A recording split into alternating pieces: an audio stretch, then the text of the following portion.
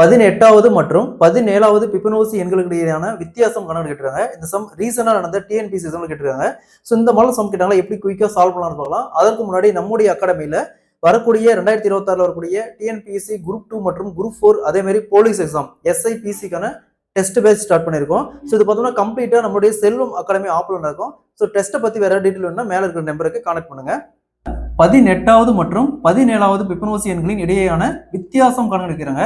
So அதுக்கு முன்னாடி நமக்கு பிபனோசி நம்பர்னா என்னன்னு தெரியணும். பிபனோசி நம்பர்னா இப்போ எக்ஸாம்பிளுக்கு பாருங்க 1 1 அடுத்து 2 ஆட் பண்ணா 2 அடுத்து இது 2 ஆட் பண்ணா 3 அடுத்து இது 2 ஆட் பண்ணா 5 அதே மாதிரி இது 2 ஆட் பண்ணா 8 அதே மாதிரி இது 2 ஆட் பண்ணா 13 அதே மாதிரி இது 2 ஆட் பண்ணா 21. ஸோ இந்த மாதிரி ஆட் பண்ணிட்டே போகணும். இதுதான் பிபனோசி சீரிஸ். இதுல 18வது பிளேஸ் 18வது பிளேஸ்னா 1 2 3 4 5 6 7 8 9 10 அப்படியே ஆட் பண்ணிட்டே போகும்போது 18வது பிளேஸ்ல என்ன வரும்னா 2584.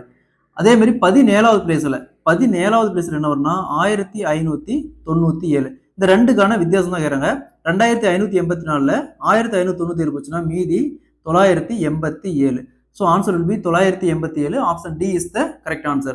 இந்த கொஸ்டினை இந்த மெத்தட்லயும் போடலாம். இன்னொரு மெத்தட் இருக்குது. அதாவது பிபனோசி 18 அதே மாதிரி பிபனோசி 17 ரெண்டுக்கான டிஃபரன்ஸ் இடையில இருக்கிறது பார்த்தீங்கன்னா பிபனோசி 16. ஸோ பிபனோசி 16 தான் இந்த 987. இதை அப்படியே கால்குலேட் பண்ணி பார்த்தீங்கன்னா இந்த ஆன்சர் தான் வரும்.